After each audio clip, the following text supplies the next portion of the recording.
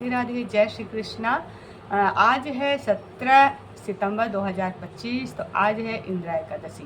तो आप सभी लोगों को इंदिरा एकादशी की हार्दिक शुभकामनाएं। मैं इंदिरा एकादशी की व्रत की कथा कहती हूँ, आप लोग ध्यानपूर्वक सुने। अगर हमारी कथा अच्छी लगे, हमारा वीडियो पसंद आए तो लाइक कमेंट शेयर जरूर करिएगा। चलिए मैं सुनाती हूँ आप लोगों को इंदिरा एकादशी की कथा कुछ इस प्रकार से है कि अश्विनी मास कृष्ण पक्ष की इंदिरा एकादशी इसका नाम है।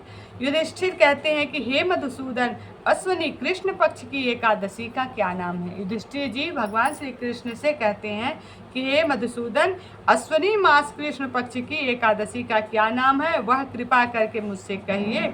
श्री कृष्ण कहते हैं कि अश्विनी के कृष्ण पक्ष में इंदिरा नाम की एकादशी होती है, जो कि अधोगति को प्राप्त हुए पितरों को गति देने वाली होती। हे राजन, सावधान होकर सुनो। पहले सतयुग में शत्रुओं को दबाने वाला इंद्रसेन राजा था। वह महिष्मतीपुरी में धर्म से प्रजा की रक्षा करता था, राज करता था। वह पुत्र पौत्र और अंधन से युक्त और भगवान का परम भक्त था। एक दिन राजा सुख से सभा में बैठा हुआ था।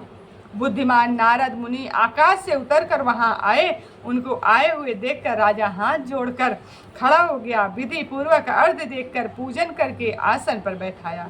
सुख से बैठे हुए मुनि राजा से बोले, हे राजेंद्र, तुम्हारे सातों अंग प्रसन्न तो हैं, तुम्हारी बुद्धि धर्म में है, तुम भगवान की भक्ति करते हो। नारद जी का वचन सुनकर राजा बोला, हे मुनि श्रेष्ठ, आपकी कृपा से मेरी सब जगह कुशल है। आपके दर्शन से मेरी सब यज्ञ की क्रिया सफल हो गई। हे विप्रो, आप कृपा करके अपने आने का कारण कहिए। यह सुनकर नारद जी बोले, हे निरुत्तम, मैं ब्रह्मलोक में यमलोक गया था। यमराज ने भक्ति से मेरे पूजन किया। सुंदर आसन पर बैठकर धर्मात्मा सत्यवादी यमराज की मैंने प्रशंसा की। बहुत पुण्य करने वाले तुम्हारे पिता व्रत में विघ्न पड़ने के कारण यमराज की सभा में रहते हैं।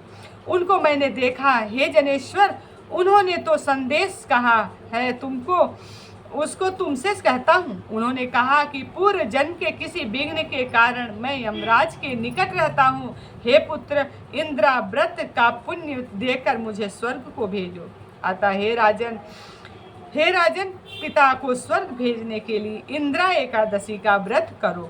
उस व्रत के प्रभाव से तुम्हारे पिता स्वर्ग को जाएंगे। राजा बोला कि हे भगवान, कृपा करके इंदिरा का व्रत कहो, किस विधि से, किस व्रत पक्ष में और किस तिथि को करना चाहिए। नारद जी बोले कि हे राजन, मैं इस व्रत की सुंदर विधि कहता हूँ। अश्विनी मास पक्ष की दशमी को श्रद्धा पूर्वक चित्त से प्रातः काल स्नान करें, मध्याह्न के समय नदी आदि में स्नान करें, पितरों को प्रसन्न करने के लिए श्रद्धा पूर्वक श्राद्ध करें। एक बार भोजन करके रात में भूमि पर शयन करें। प्रातः काल होने पर एकादशी को दातुन कुल्ला करके मुख धोवें। फिर भक्ति भाव से उपवास के नियमों को ग्रहण करें। नियम करके मध्याह्न के समय शालिग्राम की मूर्ति के सामने बैठकर विधि पूर्वक श्राद्ध करके शुद्ध ब्राह्मणों का पूजन करके भोजन कराएं, दक्षिणा दें। पितरों के श्राद्ध करने से जो अन्न बचा है उसको सूंघ कर गौ को दें। भगवान का गंध पुष्प आदि से पूजन करें। ऐसा करने से तुम्हारे पिता स्वर्ग को चले जाएंगे। हे राजन, इस प्रकार कहकर मुनि अंतर ध्यान हो गए। राजा ने विधि पूर्वक श्रेष्ठ व्रत को किया। कौन्तेय, राजा ने रानी, पुत्र और नौकर सहित व्रत किया। उससे आकाश से फूलों की वर्षा हुई। उसका पिता गरुड़ पर बैठकर स्वर्ग को चला गया। इंदिरा एकादशी के व्रत से राजा भी निष्कंटक राज करके गद्दी पर पुत्र को स्थापित करके स्वर्ग चले गए। ये इंदिरा एकादशी के व्रत का महात्म्य मैंने तुमसे कहा है। इसके पाठ करने और सुनने से मनुष्य सब पापों से छूट जाता है। इस लोक में सब सुखों को भोग कर अंत में विष्णु लोक में बहुत दिनों तक निवास करता है।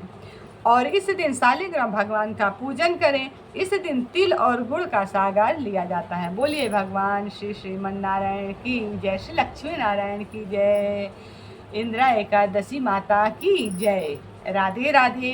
वीडियो पसंद आए तो लाइक कमेंट शेयर जरूर करिएगा। ईश्वर आपकी हर मनोकामना को पूरी करे और आपकी रक्षा करे।